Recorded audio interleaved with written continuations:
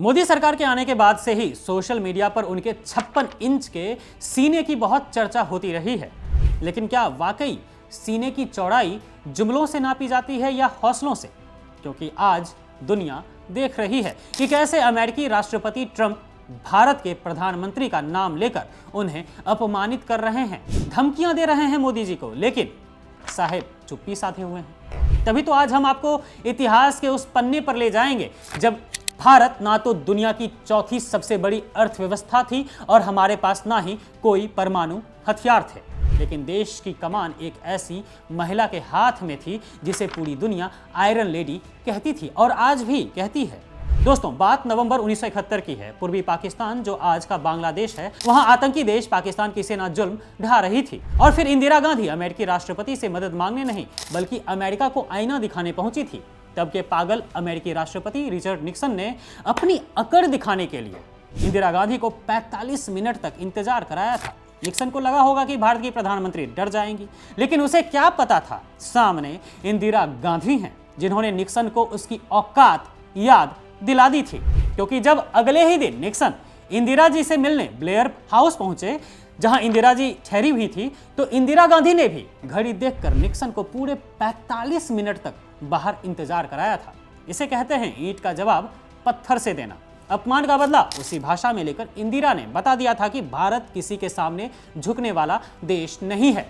Nixon और उसका प्रशासन भारत को धमकियां दे रहा था, अपना 7वां बेड़ा भेज रहा था, लेकिन इंदिरा गांधी ने उसी निक्सन की नाक के नीचे से न केवल पाकिस्तान के 2 टुकड़े कर दिए और एक नया देश बांग्लादेश बना दिया, बल्कि स्माइलिंग बुद्धा कोड नेम के साथ परमाणु परीक्षण करके दुनिया को ही हिला दिया था।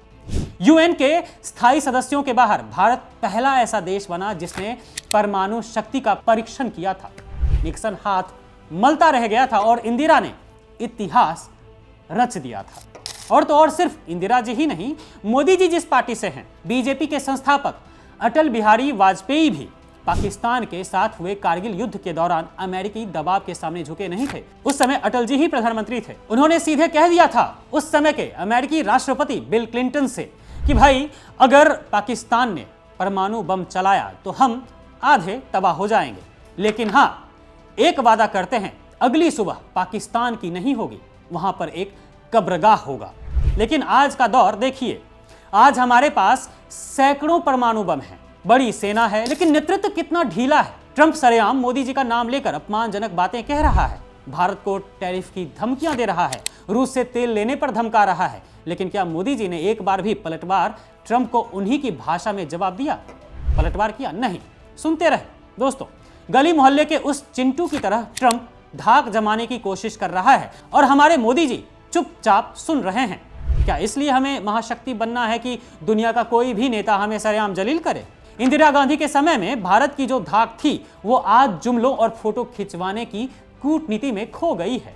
56 इंच का सीना सिर्फ चुनावी रैलियों के लिए नहीं होता है, वो ट्रंप जैसे नेताओं की आंखों में आंखें डालकर बात करने के लिए होना चाहिए। मोदी जी देखिए, भारत का अपमान करने की औकात तो दुनिया के किसी भी देश में नहीं है, बशर्ते नेतृत्व में वो फौलादी इरादे हों। क्योंकि ऐसा नहीं लग रहा है दोस्तों आपको कि आज देश को इंदिरा गांधी जैसी निडर पीएम और निडर कूटनीति की जरूरत है?